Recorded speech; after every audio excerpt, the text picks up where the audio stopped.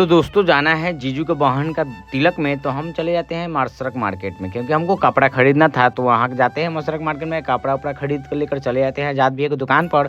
फिर भैया को वहाँ देते हैं, क्योंकि फिटिंग वगैरह कराना था और कुछ काम था इनसे। उसके बाद भैया बोलते हैं कि 10 से 15 मिनट वेट करिए, आपका काम हो जाएगा। तो थोड़ी देर में भैया से बोलते हैं, तो भैया चले जाते हैं कपड़ा नापने के लिए। तो भैया बोलते हैं कि जाइए उधर से घूम कर आइए, जब तक कपड़ा आपका बना कर हम फिटिंग कर रखते हैं।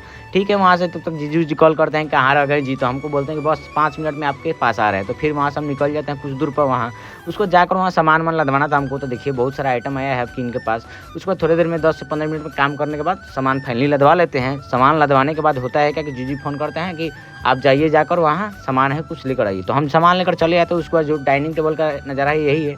थोड़ी देर में हम लोग बांध कर फिटिंग कर देते हैं। फिटिंग करने के बाद उसको हमको जाना था जीन्स लाने, क्योंकि शॉर्ट ला कर दिए थे फिटिंग करने के। तो फिर वहाँ से निकल जाते हैं स्टेशन बाज़ार। स्टेशन बाज़ार निकलने में होता है क्या कि फिर वहाँ जाते हैं तो भैया रहते नहीं, तो उनके पास कॉल करते हैं तो कोई दूसरे लड़का के पास भेजते हैं कि जाओ सामान दे देना। तो भैया से हम कपड़ा उपड़ा ले लेते हैं और पेमेंट कर वहाँ से निकल जाते हैं, क्योंकि फिर हमको चीनी ले लेना था घर दुकान के लिए। तो चीनी वाले दुकान पर जाते हैं। फिर वहाँ जो रोहित भैया की दुकान है, तो वहाँ जाकर बोलते हैं कि रोहित भैया क्या हाल है। तो रोहित भैया तो घर दुबरा गए हैं, लेकिन बहुत सारा जो सुमित था, सुमित हमको हेल्प करवाता है जब जाते हैं। जब बोलता है कि भैया ऐसे वीडियो बनाइए वैसे वीडियो में, आप लोग तिलक वाला वीडियो देखने के लिए